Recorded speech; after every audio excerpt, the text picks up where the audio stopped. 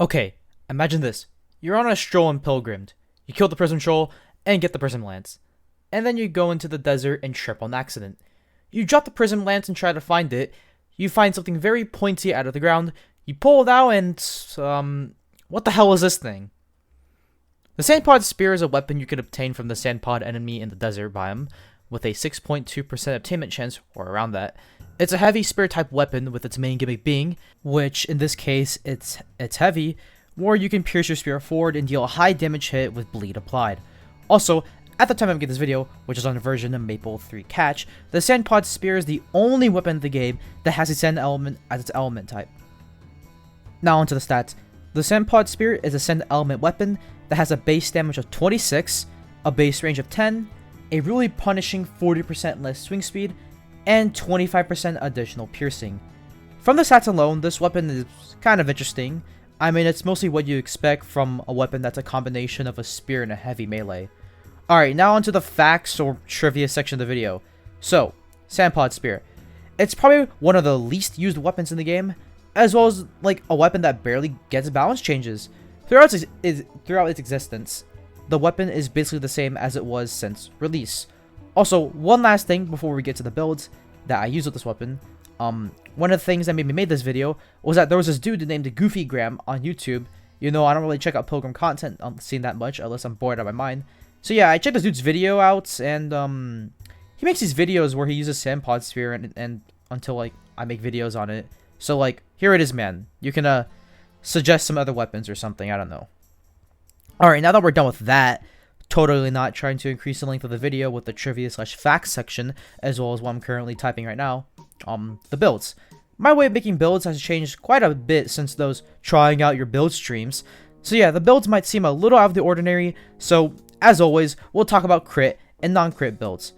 For the non-crit build, we have this very good, yet very efficient, build. This build is basically a DPS debuff corroded scalpel build. I'm using Draining Stake because the heavy afflicts bleed, and like you can click a lot anyway with this weapon, so using the Draining Stake is basically a no-brainer. But if you don't like the Draining Stake on this thing, I would probably recommend some other DPS options like Unharmed or Combo, or if you want to just debuff, just use Copper Gauntlet. For the Sandpod Spear itself, I was just using Frost Gem with Legendary Reforge. For the crit build, I'll have to give credit to my dude named Schnitzel, I think, for the inspiration. I swear, bro, debuff corroded scalpel with crit has got to be one of the dumbest archetypes, but probably the most fun type of crit build that's ever existed in this game. But yeah, this weapon basically copies the exact accessories of the Slime Hammer build that Schnitzel made.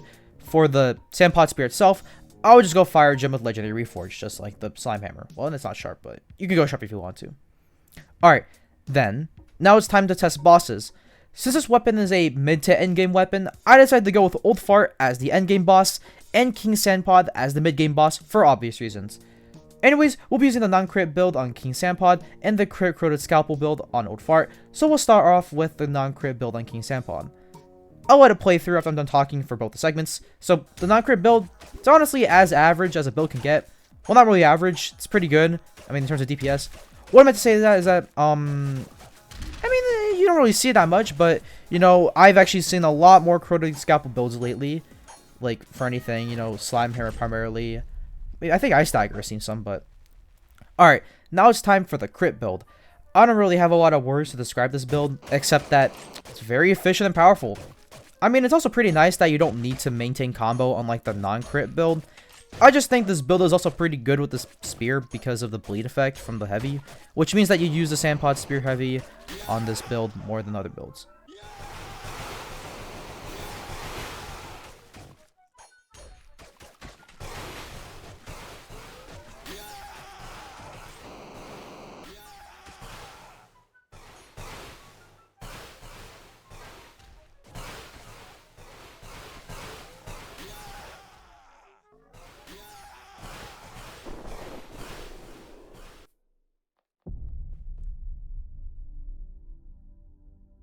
Alright, final thoughts. I think this weapon is just alright at most. I don't think it's that unique. Like, if I were to choose between the Sandpod Spear and Prism Lance, I would always go Prism Lance since there's pretty much no reason to use Sandpod Spear besides the fact that it can use Titan Brace. Honestly, the Sandpod Spear is like the perfect mid for a weapon. I give it an 8 out of 10 for obtainment methods, since it's very accessible and easy to get. I mean, this is one of those weapons you can get at a very low level, but you're probably not going to the deep desert with an old sword only. For the weapon itself, I'll give it like a 7 out of 10. I probably would have given this shit like a 4 to 6, but for the weapon to have some average spear stats with the heavy weapon status on it, also, it's still very creative and usable compared to some other weapons.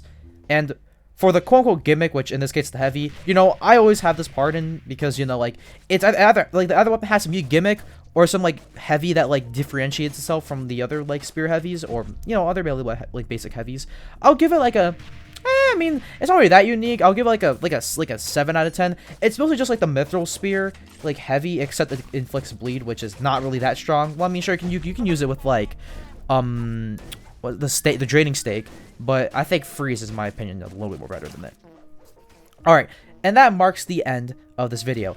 I'm so sorry if I haven't been uploading these edited type of videos or other decently edited videos. I'm currently going through this small thing called burnout and lack of motivation mixed with school coming back combined with some personal stuff, so I hope you guys can be patient with me on this one. And with that, this is the end of the video. If you enjoyed, please like and subscribe. It'll be much appreciated, and we'll see you fellers next time. Goodbye.